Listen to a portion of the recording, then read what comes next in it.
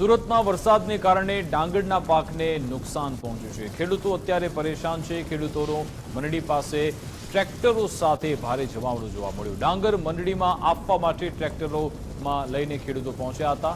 તાડપત્રી ઉઠાડી ડાંગરના પાકને બચાવવાનો પ્રયત્ન।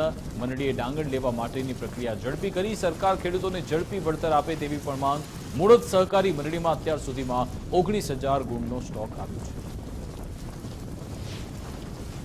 તેની હાલની પરિસ્થિતિ એવી છે આજે 4 દિવસથી કે મેનેજમેન્ટ બી શું કરે, કારણ કે કુદરત જ્યાં રૂઠો છે અને એટલું બધા સાધનો આવે છે કે 3 દિવસ સુધી આ મારા કમ્પાઉન્ડમાં સાધનો ભરેલા રહે। આખા દિવસમાં 30, 35, 40 એક મંદિર ખલવે એટલે 2 મંદિર થઈને અમારા 60-70 સાધનો ખાલી થાય છે।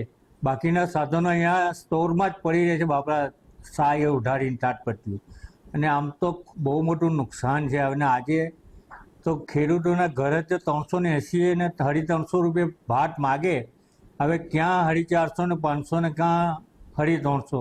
તો સરકારશ્રી આ તરફી કંઈક ધ્યાન દોરે પ્રધાનજી, તો કંઈક ખેડૂતો માટે હિતનું થાય એવું લાગે છે। આ જે વરસાદ વહેલો આવવાથી જે ખેડૂતોને નુકસાન થયું છે એ તરફ દ્રષ્ટિ કરી કંઈક વિચારે એવું હું માગણી કરું છું। અમારા ત્યાં ગઈ વર્ષે 34,000 ગુણ ડાંગર આવ્યું હતું।